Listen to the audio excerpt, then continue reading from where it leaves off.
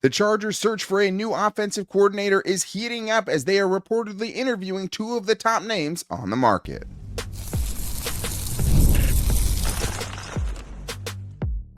You are Locked On Chargers, your daily podcast on the Los Angeles Chargers. Part of the Locked On Podcast Network, your team every day. What is up, and welcome into the Locked On Chargers podcast. I'm your host, Daniel Wade, joined as always by my co-host, David Droegemeier, and we've been covering the Chargers now for 10 seasons, but this is our 8th year as the host of the Locked On Chargers podcast, bringing you your team every day as part of the #1 sports podcast network. David, what do we got today? Daniel, the Chargers are looking for the next guy to lead the Chargers offense into the future, and two of the top guys, as you mentioned, are going to be in the building for the Chargers, Brian Daboll and Mike McDaniel. Hopefully, the Chargers will be able to get one of those guys. A couple other guys also are going to be interviewing for the position that we did not expect. And every year you watch the playoffs, you're always going to learn something new. We're going to talk about some of the things that we learned from this year's playoffs, including how important it is to have a good offensive play caller. But today's episode is brought to you by FanDuel. FanDuel is officially in playoff mode. Every game day during the NFL playoffs, FanDuel is giving customers even more ways to get in on the action. Visit FanDuel.com to get started. David, last week we rolled out who our top options were for the Chargers to get the new offensive coordinator job, or at least 6 of the top guys we were looking at. And it turns out that the Chargers are interested in those guys as well for the most part. And it's good to know that even though we were just kind of wishing and didn't know what direction they would go, especially just because of what Jim Harbaugh's philosophies are and not knowing exactly who they could actually entertain, but the top names in the market right now are on their list. According to Tom Pelissero, Mike McDaniel will interview with the Chargers on Tuesday for their offensive coordinator job. And also, per Ian Rapoport, Brian Daboll will interview for the job as well. So 2 of the top names, those are the 2 big ones we talked about. And at least now we know the Chargers will be giving them a chance to make their case.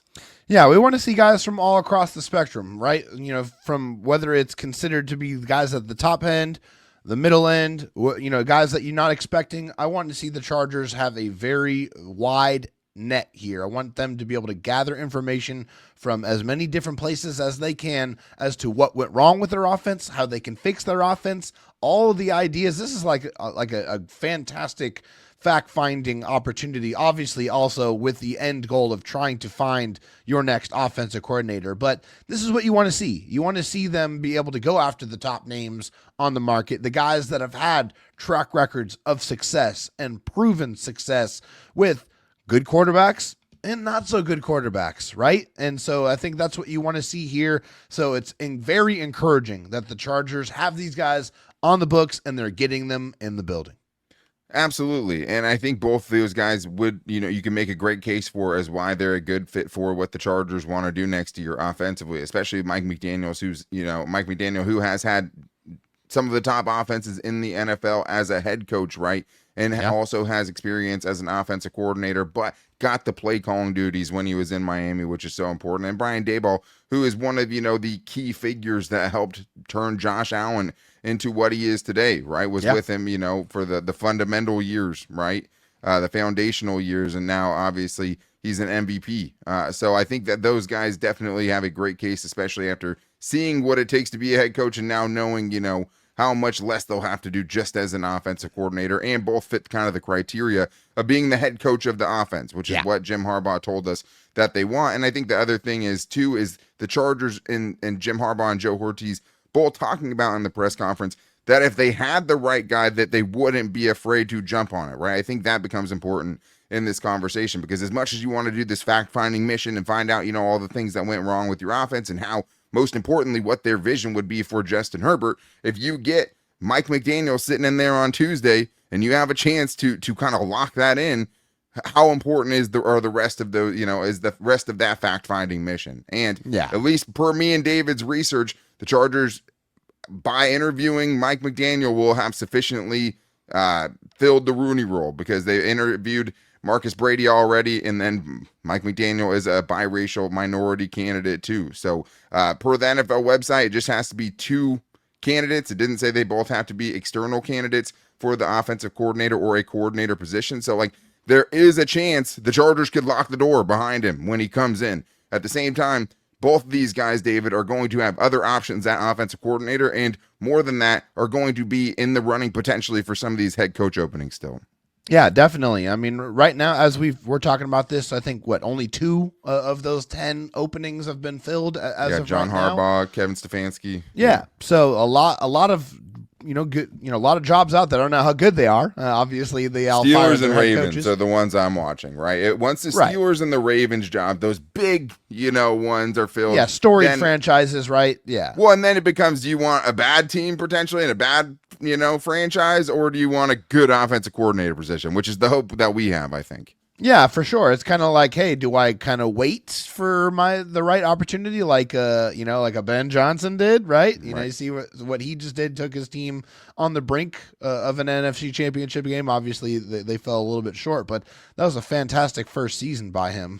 Yeah, being the head guy, waiting for that right opportunity. So maybe that could be it. And the Chargers are a great place to be able to take that chance to be able to go with a great quarterback, with a bunch of young weapons, with a ton of cap space to be able to fix an offensive line. You go out there and orchestrate that offense and you look fantastic and you go win a playoff game or two, then you're going to be looking fantastic and you're going to be looking like the guy that they want to lead their next franchise. So it is a fantastic place to be able to do that. The Chargers have everything that a prospective offensive coordinator who wants to parlay that into a head coaching job could possibly want.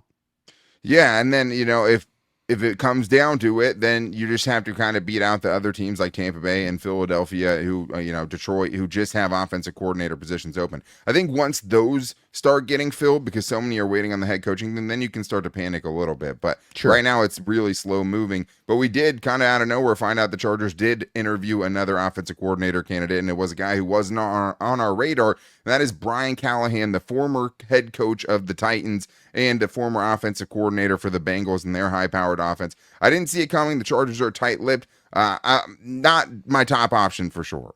No, not at all. I mean, the last memories I have really of him is the Tennessee Titans offense, and it was awful. I mean, really, really bad. One of the worst in the league. If you're saying, hey, can I get your dad as the offensive line coach? Then yeah, I'll take that for sure. I think I would be very, very happy with that. But him as offensive coordinator, nah, I think he's probably towards the bottom of the list. He's closer to the bottom of the list than he is to the top of the list. I'll say it that way.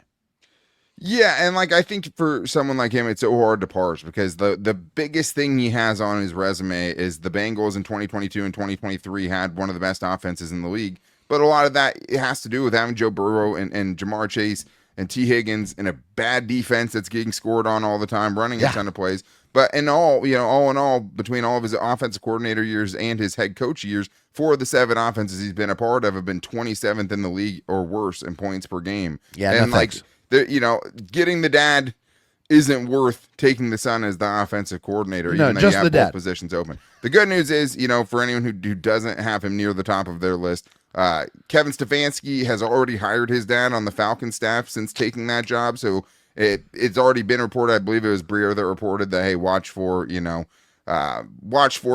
Brian Callahan to get this offensive coordinator job potentially. So that might be taken off their hands to begin with. But I think for him, he might as well keep his options open because under Kevin Stefanski is going to be getting the credit for that offense, right? That's no doubt what you always have to remember in these situations. But yeah, I mean, bad with 2 quarterbacks, bad with Cam Ward this year, bad with Will Levis last year, really bad.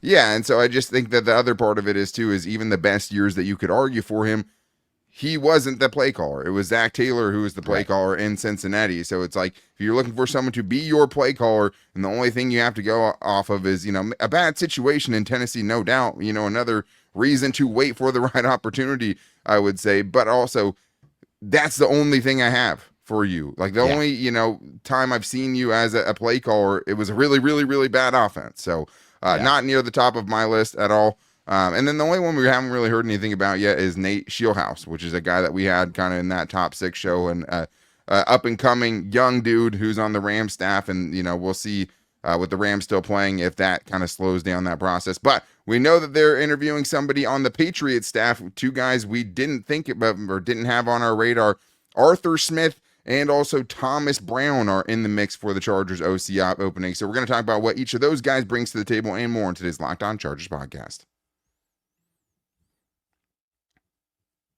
Hey guys, the draft pick positions are set and so many teams are looking for their franchise quarterback. Ever wish to become a pro QB getting drafted first overall by the Chargers? Well, now you can. There's a mobile game just for you called Ultimate QB Football Legend. In this game, you step into the cleats of a number one draft pick quarterback, and it's your job to lead your team to greatness to help turn a failing franchise into a dynasty. And this is the number one QB career mode game on the mobile app stores, and it introduces the most realistic environment with a full career control. And also, you give input to your GM on roster moves. You play the actual games in 2D, and you rise through the ranks to become a pro football legend. You'll deal with the ups and the downs of that all quarterbacks face in their career, but it's totally free to play, has no ads, and works 100% offline. Just head over to ultimate-qb.com. That's ultimate-qb.com, or search Ultimate QB in your app store, and we've got something special for you guys. Since you listen to the show, use the promo code LOCKEDON, all caps in the game store, to get a free boost at the start of your career. Ultimate QB, Football Legend QB1. It's your legacy. The big game is almost here, and there's no better way to stay locked into every moment than with Prize Picks, the daily fantasy app where it's always good to be right. With football season coming down its final stretch, now's the perfect time to close it out strong. Prize Picks makes watching the games even more exciting by letting you build simple lineups around player projections. No drafts, no waiting, just football action all the way through the playoffs.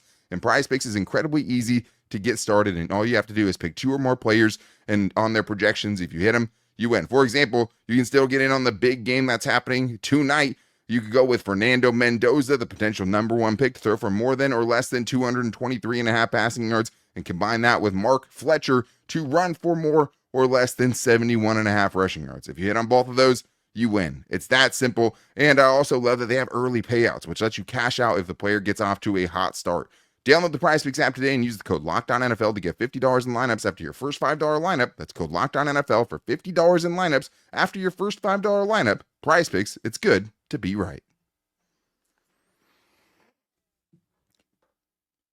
David, a couple of guys that were not on our list of guys we wanted for the Chargers offensive coordinator have popped up over the last several days, and that is the reports that the Chargers are going to be interviewing Arthur Smith, former Steelers offensive coordinator, Falcons head coach, and Titans offensive coordinator, and also Thomas Brown. And that's an interesting one because Thomas Brown was a name that the Chargers actually were trying to fill the same position with, or at least interviewing him to do so in 2023 when the Chargers ended up going with Kellen Moore in that disastrous season where Justin Herbert was breaking fingers on both hands. So let's start with the better of the two prospects with Arthur Smith. And this is a really polarizing guy. I mean, Arthur Smith, I think it just depends on kind of what era of Arthur Smith you're looking at, or kind of which one you think that the Chargers, are putting more importance into. But this one feels like a Jim Harbaugh guy, and it's not my favorite candidate. But if you're talking about a guy who is more modern in the passing game than someone like a Greg Roman is, but at his roots just wants to run the football, this is a guy who does that. So I would say, hey, if this guy's coming in the door, he probably has a legitimate chance for the job, or they're at least going to hear him out if they still want to stick to those kind of Jim Harbaugh principles.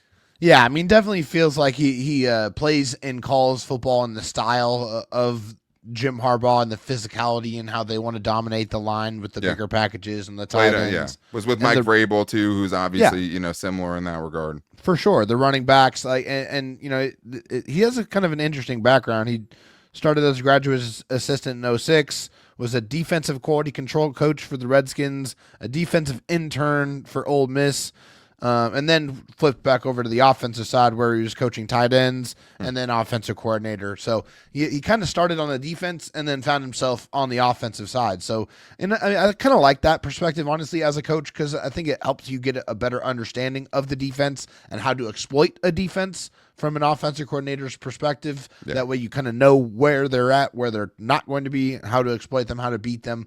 But yeah, Arthur Smith is a guy who obviously when he was with the Tennessee Titans and he had Derrick Henry, they were a pretty physical, pound it down your throat type of offense there. But then you see what he did in 2025 with the Steelers, and it wasn't great. I mean, they were 25th in total yards, 15 in total points, 26th in rushing yards, and 22nd in passing yards. So the latest sample size that we have from Arthur Smith is not his most flattering. It's not, for sure. I mean, if you want to say, like, why would they do this? You would have to go back to his Tennessee days when you would say, hey, he did absolutely everything he could to maximize and drain every single ounce of talent out of Ryan Tannehill. Like, they were a legitimate AFC contender with Ryan Tannehill as their quarterback. If you're looking for the argument, that's what it is, right? Because with Ryan Tannehill, they had 2 top 10 offenses in the NFL in 2019 and 2020. So, like, that is proven experience, right? A guy who's been a head coach, so he kind of fits that head coach of the offense part of it. But also, like, I don't know if, like, you want to really go back to someone who's going to prioritize running the football in that way so much that you're not throwing the football a lot, right? Because, like, in 2019, 2020, they had top 10 offenses based around running games, and their passing offenses, ranked 31st in attempts in 2019, right? And 30th in attempts in 2020. So they were maximizing Ryan Tannehill, but they were also hiding Ryan Tannehill especially well. So, like, if those are the years you're kind of basing it off of, obviously in Atlanta, he had a washed up Matt Ryan, he had a season of Marcus Mariota, and a season of Desmond Ridder. So it's like that could get anyone fired in 3 straight 7-10 seasons. Better offensive coordinator than he is a head coach, but still not at the top of my list. I might not hate him as much as other guys do because I see how you could, how he could build it and protect Justin Herbert most importantly, because that's what, one of his specialties is he will protect the quarterback, and that is obviously something we want. But I also don't want to protect him by just never letting him throw the ball. So let's talk about Thomas Brown, who was, like I said, interviewed for the Chargers offense coordinator job in 2023. Another guy that really wasn't on our radar, but if you're looking at, the connections, right, or why would they do it? The strongest argument for him would be spent years with Sean McVay, several years under Sean McVay, the tutelage there. And then this year he was the passing game coordinator for the Patriots. And obviously that was a very prolific passing attack that we got to see up close and personal. But in the middle is the biggest problem for me, at least as far as Thomas Brown goes as a candidate. Yeah, what happened as offensive coordinator with the Panthers, definitely not great. And in 2024 with the Chicago Bears, it was an absolute dumpster fire. I mean, obviously not a great situation when your head coach gets fired and you have to step into a role that you weren't really expecting to. But nonetheless, it was not great. There wasn't a lot of redeeming qualities of that offense that you can remember that you would want to say and take into the future and try to, want to be that type of offense for your offense with Justin Herbert and the Chargers. Yeah, I think the other part of it is just like what offense are they running, right? Is he going to pull from the Josh McDaniels kind of offense? Is he feel like he's a Sean McVay guy at heart? But yeah, I mean, he was Carolina Panthers offensive coordinator in 2023 and then had the play calling duties taken away from him mid-season by Frank Reich. And then last year, I know a lot of Bears fans said that Caleb Williams played better after he took over play calling duties, but then you end up having, Matt Eberflus getting fired, and now not only is he calling plays, but he's also the interim head coach too. And I mean, in those last, 5 games, it was pretty rough. They ended up going 1-4 in those, and they only scored, they scored 17 or less points in 4 out of those 5 games. They scored 24 in the last game, but it was some of Green Bay's backups too. So yeah, just like one of those things, like if we're talking about, hey, this person has a proven pedigree of success, right, and kind of holding these people up to what Jim Harbaugh and Joe Ortiz say that they want, I don't think this fits that, right? Like, and like, it is cool, and like, I understand the allure of being with someone. Hey, you've seen a very successful offense with the Patriots this year. You saw a very successful offense under Sean McVay in the years you were there as a running backs coach and then eventually a tight ends coach.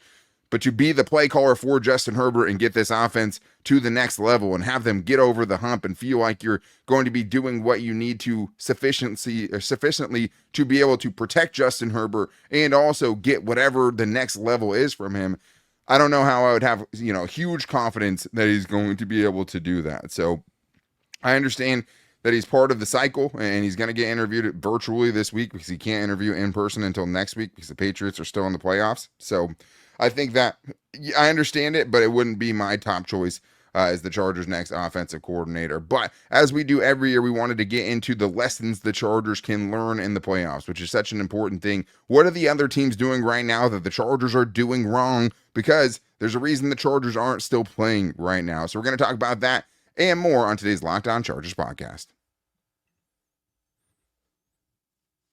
The wild card round is here, and FanDuel is officially in playoff mode. Every game day during the NFL playoffs, FanDuel is giving customers even more ways to get in on the action, because right now, every NFL playoff game day, FanDuel users get a profit boost pack waiting for them inside the app. Each day, you'll see a pack loaded with multiple profit boosts you can apply to the bets that you like the most. Open your profit boost pack first thing on game day and see what boosts you want to apply. And something we're going to be getting into in this next segment, teams turning it around quickly, and I will tell you the odds are out for the championship weekend. And in their first year under Mike Vrabel, the Patriots are 5.5-point favorites over the backup Jarrett Stidham and the Broncos. And Mike McDaniel in year 2 is a 2.5-point favorite over the Rams to go to the Super Bowl. So if you guys want to get in on that action, visit FanDuel.com, an official sportsbook partner of the NFL, and grab your profit boost pack every NFL playoff game day.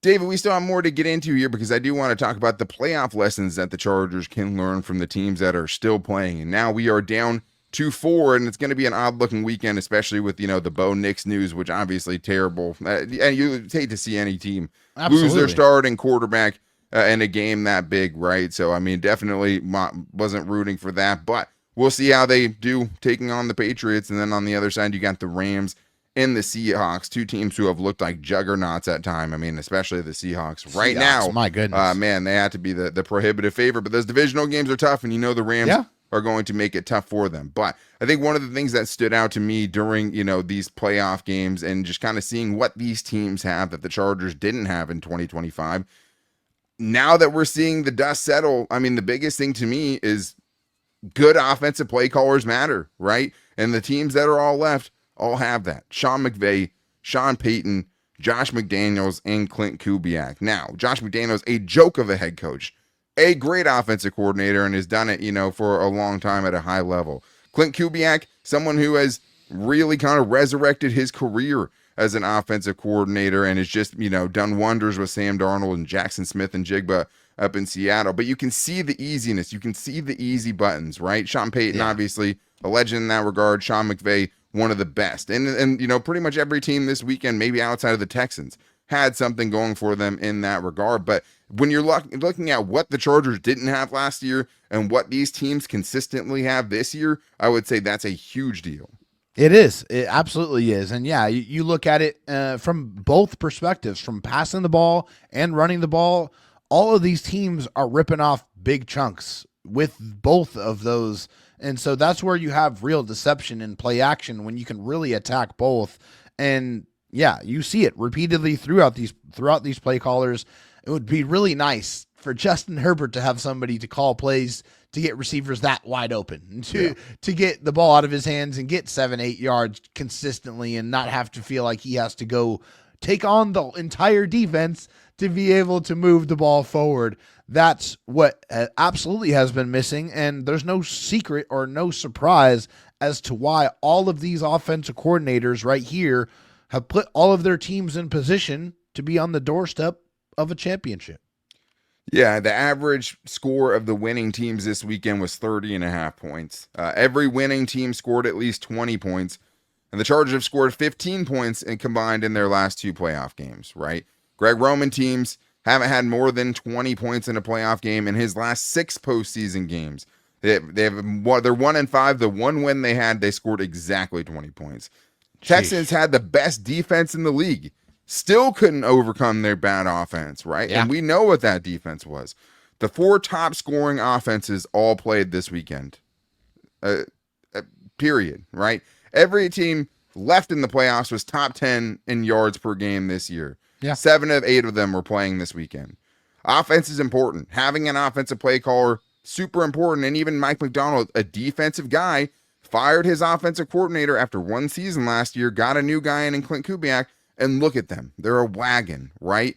Don't wait. Don't rest on your laurels, because I think the other thing that you can learn from these playoffs, David, is things can turn around quickly. And there's a few teams that are there right now, and you're like, man, these teams have pretty much lapped the Chargers as far as their rebuild back into contention.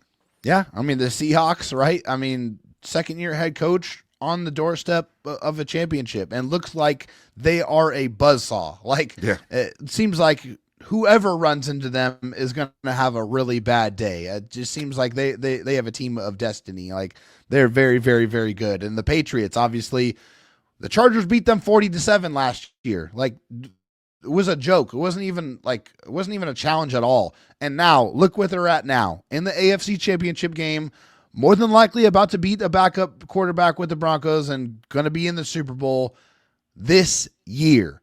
The Chargers have every opportunity to do that exact same thing. If they get this offensive coordinator hire right, if they spend the money that they have, which they have a lot of it, over $100 million, and they put it and they allocate it in the right places, if they continue to win in the draft, then there is absolutely no reason why the Chargers can't turn this thing right back around and get back in the playoffs and be a serious threat when they get there. It can happen fast, right? And I think it sucks to kind of watch teams rebuild faster than the Chargers, right? Like, just because that's what you were hoping Jim Harbaugh would bring to the table. And you're watching yourself get lapped, like I said, a little bit. And, Mike Vrabel year 1, Mike McDonald year 2, Ben Johnson won a playoff game this year in year 1, right? That was a bad team last year.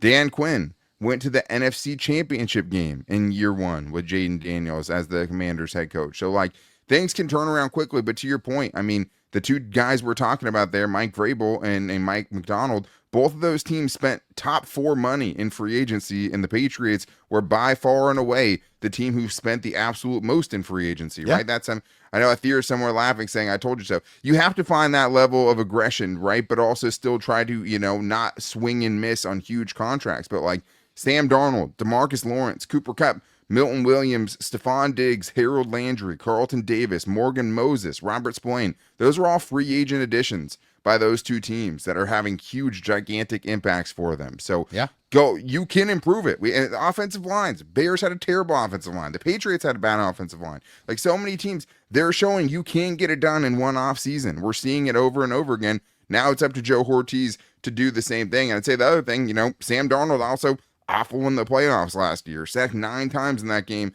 Didn't have to do much in his first game, but looked much, much better and more composed this year. Played much better in that win they had against the 49ers, where they just absolutely beat the bricks off of them. The last thing I'd touch on here, though, David, turnovers are a killer. Something you talk about a lot in the week-to-week basis, especially with the Chargers, who gave it away way too often this year. I think this weekend showed, hey, turnovers, no matter when, but especially in the playoffs, you do it, it's probably going to knock you out.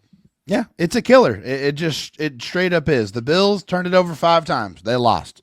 49ers turned it over 3 times. They lost. Texans turned it over 5 times. They lost. The Bears turned it over 3 times. They lost.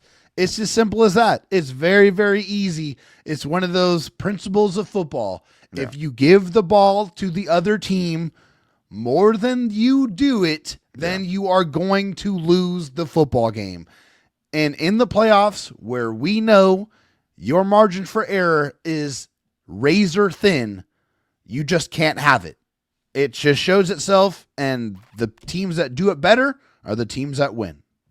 Yeah, every team that won the turnover battle this weekend won the game. And the Patriots were able to survive 3 of their own turnovers because they turned over the Texans 5 times.